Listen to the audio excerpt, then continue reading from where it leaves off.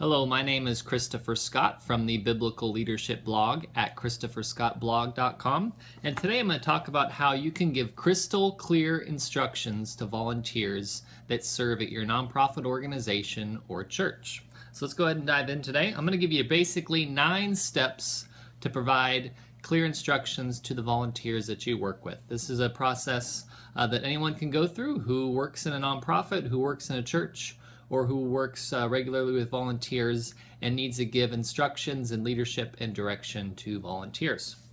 So let's go through the material here, and I want to start with a quote I found on a blog post by a lady named Meridian, where she says, she writes about volunteers and volunteer leadership. She says, "The shortcut path of just simply handing volunteer Dave an assignment is fraught with pitfalls.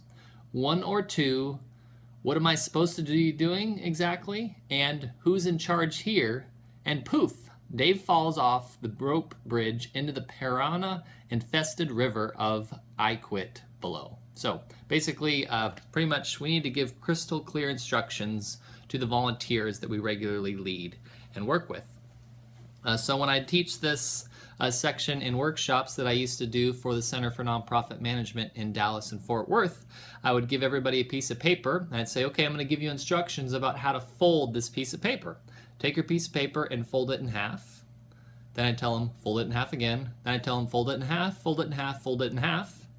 Now rip it down the center, and then we get to see exactly what happens and what everybody's looks like. And usually if there's 10 or 15 people in the room, we'd have 10 or 15 different descriptions and pictures of folded paper. So here we're going to learn how to give crystal clear instructions to volunteers. So the first thing is that you need to know what, how, and when the work needs to be done and who can do it. This has nothing to do with communicating it to potential volunteers or instructing them what to do. First step for you as the person that leads the volunteers is you need to know these pieces of information. So you need to know what needs to be done. You need to know how it needs to be done. You need to know when it needs to be done if there's a deadline. And you need to know who can and can't do the work. What are the requirements for people to get this work done? Do they have to be able to lift things? Do they have to be able to type on a computer? Do they need to be able to talk coherently on the phone? Things like that. So after you know what needs to be done, when it needs to be done, how it needs to be done, and who can do the work, the next step, number 2, is you're going to want to communicate to the volunteers what needs to be done, right? So you're going to communicate to them as soon as you meet the volunteers. If possible, before they get there, they need to know what they're doing. So if you can put it in an email or in your flyer that brings them out to volunteer, put it in there. What are they going to be doing? Where are they going to be serving? And how are they going to be doing the work, if at all possible, okay? So you first know what needs to be done. 2, you communicate it to the volunteer. Number 3, third thing you want to do to provide crystal clear instructions to volunteers is number 3, you're going to want to provide them the why. Why does this need to be done? Give them the motivation. So tell them what needs to be done, why this work needs to be done for your nonprofit. What is it going to accomplish in the lives of clients? Maybe tell them what is not going to happen if the work doesn't get done, okay? 4th thing you want to do is you're going to want to do a sample of the work for the volunteers, right? So you get 5 volunteers that come to serve at your organization, take them to where they need to do the work, and then do a sample of the work while they watch, if at all possible. I know it's not always possible, depending on where you serve or what volunteers are doing, but that's the ideal. Maybe volunteers are serving at a different location and you're not there, so have someone record you doing the work on a video and then send that video to the volunteers as a way to give them instructions. Number 5, you're going to want to let the volunteer do the work while you watch, if possible, right? So this is something where you're going to want to obviously tell them what needs to be done. You're going to want to do the work so that they can see it. Now you're going to want to let them do the work while you watch. And you're watching them and you're going to tell them that you're watching them to make sure you, as the person leading volunteers, did not forget to instruct something, right? So don't, be overwatching them, watching every move, trying to see them do things wrong. No, emphasize to them that, I explained this to you, I just want to watch you do a few and make sure that I didn't forget to tell you to do anything, okay? And it's always good to try to watch them do more than just one task. So they'll watch them do a couple of the tasks Let other volunteers watch too. So if there's 10 volunteers going to be working on the same project, then let the other 9 volunteers watch while your 1 volunteer does the work. Number 6, you're going to want to provide positive feedback to the volunteer and, if necessary, give constructive criticism, right? So as you have done the work, you're now letting them do the work.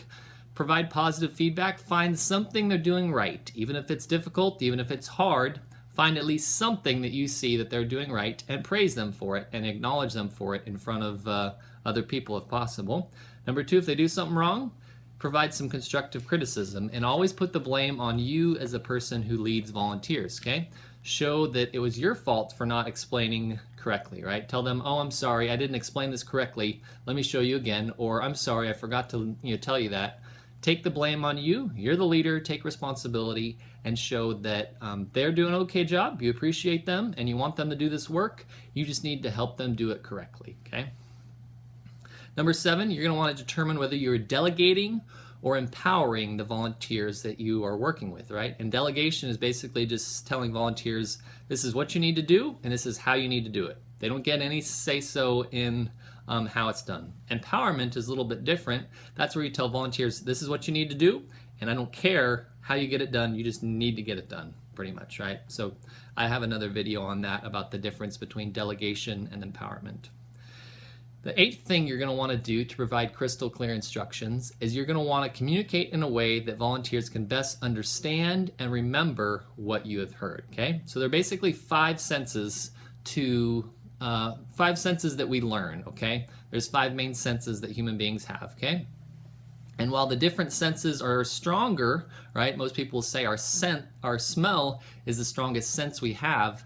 There's research that shows there's a hierarchy about how we actually learn and comprehend information, okay? And the way we best comprehend information is through sight, okay? 83% of what we learn is through sight, okay? 11% is through hearing. Smell is 3.5%. Touch is 1.5%. And taste is 1%, okay? So this is how we actually learn information and acquire information. 83% is through sight, 11% is through hearing, smell is 3.5%, touch is 1.5%, and then 1% is taste. So you're going to want to communicate and do things the best you can to show them and then tell them pretty much what you need them to do. The 9th thing you want to do to provide crystal clear instructions to the volunteers that you work with is to provide room for volunteers to come and ask you questions, okay?